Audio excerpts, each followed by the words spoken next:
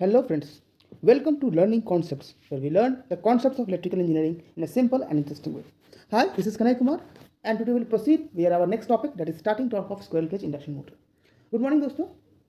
आज हम लोग स्टार्टिंग टॉर्क का इक्वेशन पिछले क्लासेस में ड्राइव किए थे, आज उसी को थोड़ा सा हम लोग डिस्क्राइब करेंगे, थोड़ा सा एलिब्रेट करेंगे कि इस इक्वेशन से हमें क्या क्या मिलता है और ये जो स्टार्टिंग टॉर्क का जो इक्वेशन है या टॉर्क का स्टैंडर्ड कंडीशन है ये हमें क्या बताता है और इससे हम लोग किसी भी मोटर का यूटिलाइजेशन को किस तरह से हम लोग डिफाइन कर सकते हैं।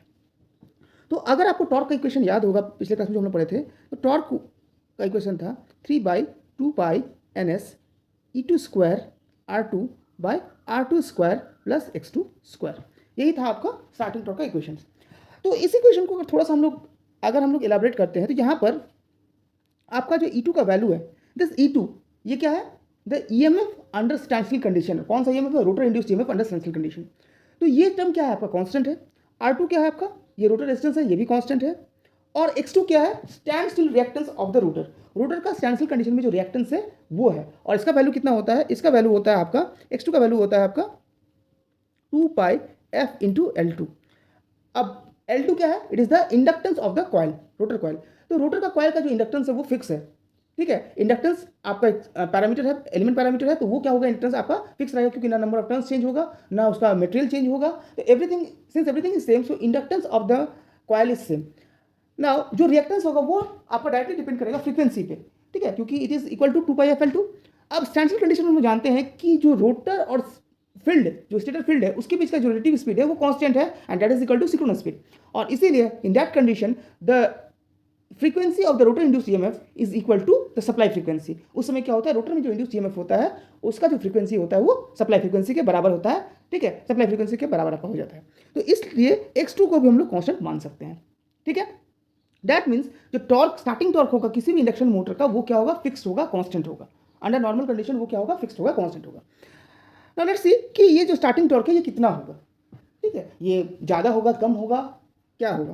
तो जनरली अगर टॉर्क का इक्वेशन में देखेंगे, टॉर्क इज प्रोपोर्शनल टू क्या होता है? phi × I2 × cos φ2। ये तीन चीज़ पे डिपेंड करता है। जब हम टॉर्क इक्वेशन ड्राइव किए थे हम लोग देखे थे कि जो टॉर्क होगा वो तीन चीज़ पे डिपेंड करेगा, फ्लक्स पे, करंट पे और पावर फैक्टर पे, ठीक है। नाउ फ्लक्स और जो करंट है, रोटर करंट, ये तो फिक्स है। क्यों फिक्स है? क्योंकि सप्लाई वोल्टेज फिक्स है। और करंट क्यों फिक्स है? क्योंकि जो रिलेटिव स्पीड है आपका फील्ड और रोटर के बीच वो भी फिक्स है। तो ये दोनों टर्म तो आपका फिक्स हो गया। लेकिन अगर हम बात करें पावर फैक्टर की, तो ये टर्म आपका फिक्स नहीं है। ये टर्म फिक्स नहीं है क्योंकि पावर फैक्टर पर डिपेंड करता है कि कौन सा पैरामीटर कितना वहाँ पर आपका मौजूद है, ठीक है। ये डिपेंड करता है वोल्टेज और करंट के एंगल के between, and that directly depends on the type of material या type of conductor in which the current is flowing, ठीक है। नाउ अगर हम बात करें कि रोटर के कंडक्टर्स की, तो किसी भी मोटर का जो रोटर का कंडक्टर होता है उसका जो रेजिस्टेंस होता है दैट वी कीप मिनिमम। हम लोग ये डीसी मोटर से ही पढ़ते आ रहे हैं कि किसी भी मशीन का जो रोटर होता है या आर्मेचर होता है उसका जो रेजिस्टेंस होता है उसको हम लोग कम से कम रखते हैं। Why? In order to maximize the output. हम लोग आउटपुट को मैक्सिमाइज करने के लिए हम रोटर का रेजिस्टेंस क्या रखते हैं? कम से कम रखते हैं, ठीक है। दैट मीन्स आपका जो रोटर का रेजिस्टेंस है R2 इज लेस, ये क्या हो जाएगा? आपका कम हो जाएगा। अब आप बात करते हैं उसके रिएक्टेंस की, X2, ठीक है। तो X2 आपका डिपेंड करता है फ्रीक्वेंसी पे, हम लोग देखिए, ठीक है। तो अगर फ्रीक्वेंसी ज़्यादा होगा तो रिएक्टेंस ज़्यादा होगा, और रिएक्टेंस अगर ज़्यादा होगा तो दैट मीन्स पावर फैक्टर क्या होगा? लैगिंग होगा। तो अगर हम बात करें फ्रीक्वेंसी की, रोटर फ्रीक्वेंसी का, तो रोटर फ्रीक्वेंसी F2S बराबर क्या होता है? S × F। ये हम लोग पढ़े थे जब हम लोग रोटर फ्रीक्वेंसी निकाले थे। नाउ स्टैंड स्टिल कंडीशन में स्लिप का वैल्यू क्या होता है? मैक्सिमम होता है, that is the S is equal to क्या होता है? वहाँ पर 1 होता है, ठीक है। तो स्लिप का वैल्यू मैक्सिमम होता है स्टैंड स्टिल कंडीशन में, इसीलिए अंडर दिस कंडीशन आपका जो रोटर का फ्रीक्वेंसी होगा वो भी क्या होगा? आपका मैक्सिमम होगा। और ये मैक्सिमम फ्रीक्वेंसी कितना होता है? सप्लाई फ्रीक्वेंसी के बराबर होता है। तो क्या होता है? Due to this high frequency, starting जब मोटर को हम लोग करते हैं उस समय में रोटर का रिएक्टेंस क्या होता है? उसके रेजिस्टेंस के कंपैरिजन में बहुत ज़्यादा बढ़ जाता है, और इसी वजह से आपका जो पावर फैक्टर होता है रोटर का वो क्या होता है? आपका एक्सट्रीमली लैगिंग होता है, वो बहुत ज़्यादा लैगिंग करता है। और due to this lagging power factor आपका क्या होता है? जो टॉर्क आपका डेवलप होता है मोटर में, वो क्या होता है? आपका बहुत ही पुअर होता है। टॉर्क क्या होता है? बहुत ही पुअर होता है। अब यहाँ पर दो चीज़ समझ लीजिए कि स्टार्टिंग में फ्लक्स आपका मैक्सिमम कट करा क्योंकि रिलेटिव स्पीड ज़्यादा है, ठीक है। तो ईएमएफ भी ज़्यादा होगा, रोटर रेजिस्टेंस कम है तो करंट भी ज़्यादा होगा, ठीक है, करंट भी ज़्यादा होगा। लेकिन in spite of this high current आपका पावर फैक्टर सिंस पुअर हो जा रहा है ड्यू टू हाई रिएक्टेंस की वजह से, तो हाई करंट होने के बावजूद भी आपका मोटर का जो स्टार्टिंग टॉर्क क्या होता है वो बहुत ही पुअर हो जाता है। तो इससे हमारा दो नुकसान होता है। पहला कि टॉर्क हमें अच्छा नहीं मिल रहा है, मतलब मोटर में अगर लोड लगा देंगे स्टार्टिंग में तो उसको कैरी नहीं कर पाएगा, और दूसरा ये जो हाई स्टार्टिंग करंट है ये आपका मोटर को डैमेज कर सकता है। ठीक है, तो यहां पर भी आपका सेम प्रॉब्लम क्रिएट हो रहा है एज डीसी मोटर, लेकिन यहां पर एक्स्ट्रा प्रॉब्लम क्या हो रहा है कि स्टार्टिंग टॉर्क भी आपका पुअर हो जा रहा है। तो अगर हम नॉर्मल कंडीशन में देखें तो किसी भी induction motor any induction motor, चाहे वो स्क्विरल केज हो स्लिप रिंग मोटर हो, अंडर नॉर्मल कंडीशन उसका जो स्टार्टिंग टॉर्क होता है वो बहुत ही पुअर होता है। वो क्या होता है? बहुत ही पुअर होता है। ठीक है, अब हम बात करते हैं एक एक इंडक्शन मोटर की, स्क्विरल केज की अलग से, स्लिप रिंग की अलग से। तो अगर हम स्क्विरल केज इंडक्शन मोटर की बात करेंगे तो स्क्विरल केज इंडक्शन मोटर में क्या है, उसका जो रोटर कंडक्टर्स है वो परमानेंटली आपका शॉर्ट सर्किटेड है। वो क्या है? परमानेंटली आपका शॉर्ट सर्किट रहता है। That means we can not make any change in the rotor circuit. हम रोटर सर्किट के पैरामीटर्स में कोई भी चेंज नहीं कर सकते हैं। ठीक है, तो दैट मीन्स यहाँ पर जो स्टार्टिंग में जो पावर फैक्टर होगा वो आपका फिक्स हो गया, वो पूरा है तो पूरी रहेगा, उसको हम लोग इंप्रूव नहीं कर सकते हैं, और ना हम लोग रोटर करंट को हम लोग मिनिमाइज कर सकते हैं फ्रॉम द रोटर साइड। तो इसीलिए एक स्क्विरल केज इंडक्शन मोटर का जो स्टार्टिंग टॉर्क होता है वो हमेशा बहुत ही पुअर होता है, और इसीलिए जब भी हम लोग स्क्विरल केज इंडक्शन मोटर को स्टार्ट करते हैं तो it is always advise to start it on no load condition. इसको हमेशा नो लोड कंडीशन में स्टार्ट करना होता है, कभी भी स्क्विरल केज इंडक्शन मोटर को लोड कंडीशन में स्टार्ट नहीं करेंगे। क्यों? क्योंकि सिंस स्टार्टिंग टॉर्क पुअर है और लोड लगा देंगे तो रिक्वायर्ड टॉर्क बढ़ेगा, और इस टॉर्क को अचीव करने के लिए मोटर क्या करेगा?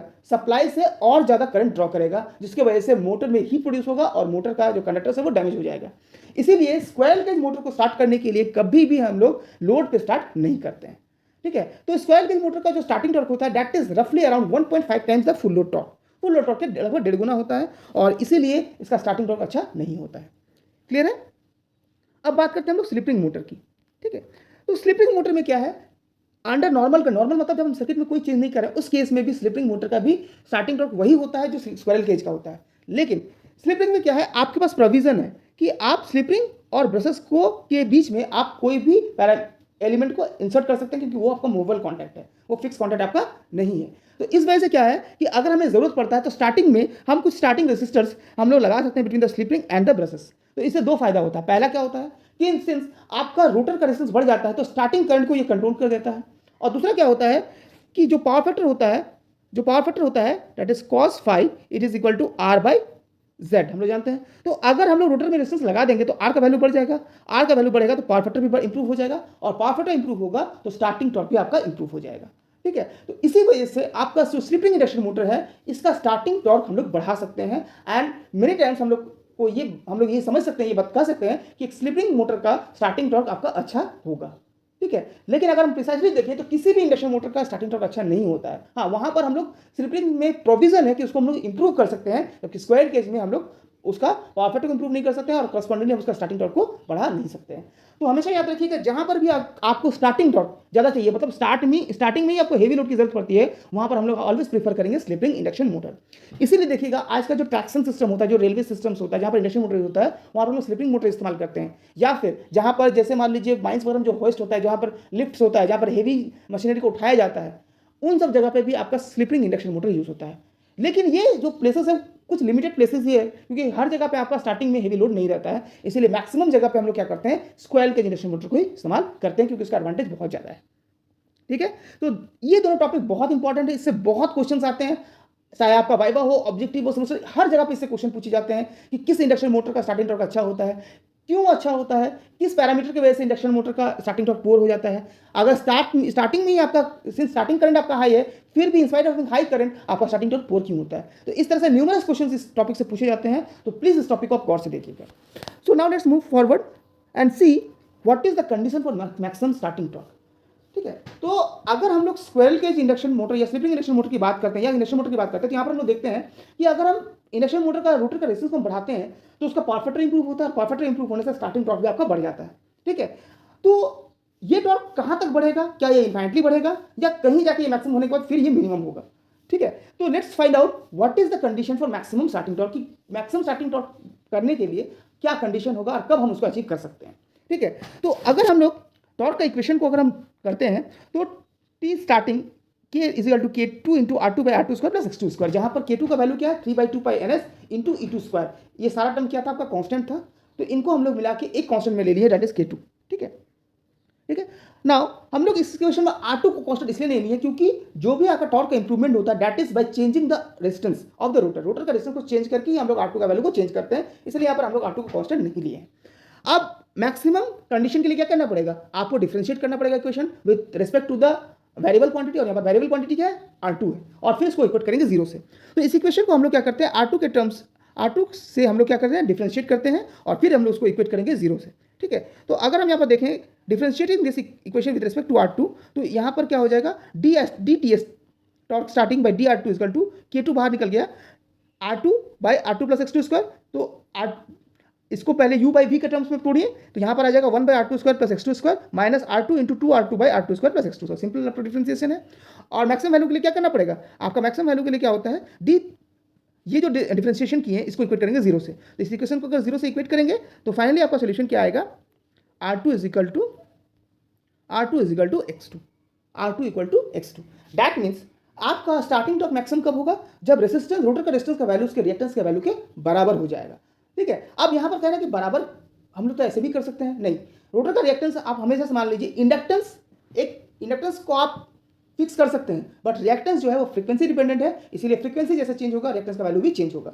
और इसीलिए क्या करते हैं, रोटर का रेजिस्टेंस को हम लोग ऐड करते जाते हैं और देखते हैं कि रोटर का रेजिस्टेंस उसके रिएक्टेंस के बराबर कब हो रहा है। जिस समय रोटर का रिएक्टेंस उसके रिएक्टेंस के बराबर हो जाएगा उस समय क्या होगा, आपका उसका टॉर्क क्या हो जाएगा, मैक्सिमम हो जाएगा। ठीक है, तो इसको फाइंड आउट करने का तरीका भी आसान है, क्योंकि हम लोग जानते हैं स्टार्टिंग में जो रोटर का फ्रीक्वेंसी होगा वो भी कांस्टेंट होगा, सप्लाई फ्रीक्वेंसी के बराबर है। इंडक्टेंस का वैल्यू जानते हैं तो हम इजीली रिएक्टेंस का वैल्यू कैलकुलेट कर सकते हैं, और उसी के हिसाब से हम लोग को पता होगा कि रोटर का इनिशियल रेजिस्टेंस क्या है तो रिक्वायर्ड रेजिस्टेंस क्या होगा। तो फिर हम लोग यहाँ पर क्या कर सकते हैं, R2 plus small r is equal to x2 का फॉर्मुला पुट करके यहाँ पर x2 निकाल सकते हैं, that is x2 is equal to R2 plus small r बराबर x2 हो जाएगा, तो स्मॉल r का वैल्यू क्या हो जाएगा, x2 माइनस R2।